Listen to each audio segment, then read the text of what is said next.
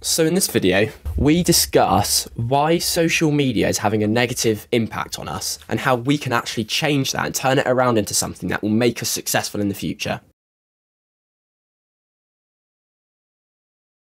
There are so many benefits to the social media algorithm that we can now communicate easier, businesses can get more customers, and we can generally be more entertained. However, an algorithm that primarily started out to provide more customers for businesses has now got sidetracked, and it focuses on what people are actually interested in, can be sometimes regarded as toxic, not only for themselves, but for society as a whole. It ultimately comes down to how we can control it, and the mistakes are made here. Even as young as you are, you can barely remember a world where social media didn't exist. I'm a lot older than you. I'm 10 years older than you. Yeah. Digitalization of all relationships, whether it be between your friends, between people who want to talk like me and you right now, between men and women, because it's become so overly digitalized. The digitalization of all relationships has made these young men who, have never talked to a woman in real life outside of school, when they want to meet some 10 out of 10 Russian girl who's perfect looking, they don't think, I better go to Moscow, put on a nice suit, go to the bar, buy a drink, talk to the girl. They don't think that. They're like, oh, if I go on this website, I can see her, and it blurs the lines between what's real and what isn't. So I feel like the social media addiction is what's driving, this simp addiction, as you'd say. When seeing all types of forms of ideals, whether that is unrealistically hot girls or unrealistically rich millionaires, like he says, it blurs the lines of reality. Now this makes people, one, not only addicted to actually looking at the screen, and instead of going out into the real world and going to Russia, like he says, people think, oh, where can I search this up on the internet? But two, is that always constantly looking at an ideal comes with being judged constantly. Listen to Jordan Peterson. Well, because you have to be careful who you compare yourself to. Now, you can't just not compare yourself to successful people, right? Because then you don't have anything to aim at. And one of the things I learned from Jung, this was a cool thing, I'm going to make a real lateral move here. Jung thought the book of Revelation was appended to the Bible because the Christ in the Gospels was too merciful. He was too nice a guy. Now, he's an ideal, right? And Jung said, wait a second, an ideal is always a judge. That's the thing about an ideal, because you're not as good as your ideal, so your ideal is a judge. And, anyways, my point is an ideal you need an ideal because you have nothing to aim at, but an ideal is a judge, and you always fall short of the ideal. So how the hell can you have the benefits of having an ideal without having the crushing blow that goes along with having the judge that always regards you as insufficient?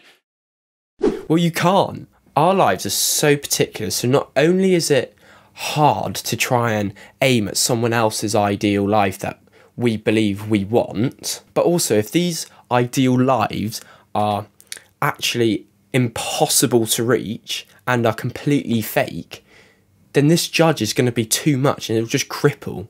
I like to think of it as this. Listen to this. 1,000 years ago, we'd be fishing in a pond. And if we don't catch the fish influences us to change what we're doing in a pursuit to try and catch the fish. Now, this might be you change your rod or you change the bait you're using. But nowadays, it's a comparison.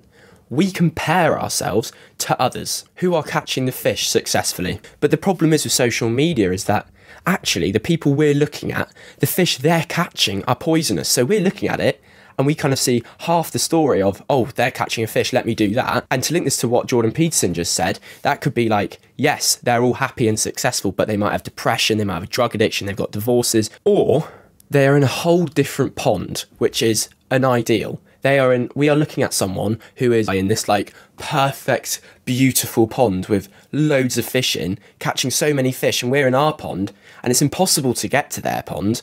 But because we see they're so successful, we try and change. But actually, this is an impossible ideal. The effects are as shown.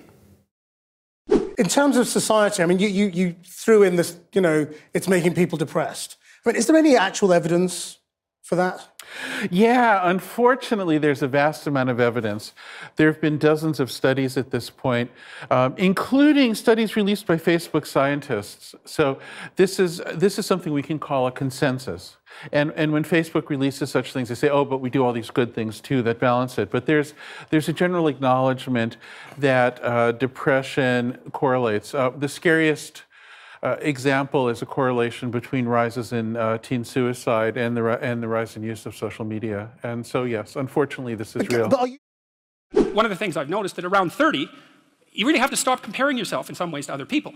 And the reason for that is that the particularities of your life are so idiosyncratic that there isn't anyone really all that much like you. And so maybe you compare yourself to some rock star or something like that, and you know, the person's rich and famous and glamorous and all that, but you know, they're alcoholic and they use too much cocaine and they've had 3 divorces, and it's like, how the hell do you make sense out of that? Is that someone that you should judge yourself harshly against or not? The answer is you don't know, because you don't know all the details of their lives. And who do you know that you can compare yourself to? That's easy. You. Yesterday. Aim high, but use as your control yourself. It's like, so your goal is to make today some tiny increment better than yesterday. You know where you're weak and insufficient, where you could improve. You think, okay, well, this is what I'm like yesterday. If I did this little thing, things would be just an increment better. And, well, that's a great thing, because you get the ball rolling, and incremental improvement is unstoppable. You can actually implement it, and it starts to generate Pareto distribution-like consequences. It starts to compound. The one person we do actually know is ourselves. We know where we can improve. So instead of going down these routes on social media and following these ideals that are just unrealistic, we need to be more self-critical and focus on where we can actually improve. Being more content when we actually do see real improvement, because you've got an ideal of where you want to be in a few years, but you are able to work that back to how do I improve from the last week, and then you reflect that onto the next week. Now that is actually real progress, and you'll start to see a compounding tailwind behind you over time. We have to control what the algorithm shows us. It can show us toxic things, but if we train it, we can actually see stuff which is far more useful to our lives, that ultimately will get us further in the long run than it would following someone who is completely unrealistic on social media. And it's our responsibility to use it to our advantage. So thank you for watching, and I'll see you in the next one.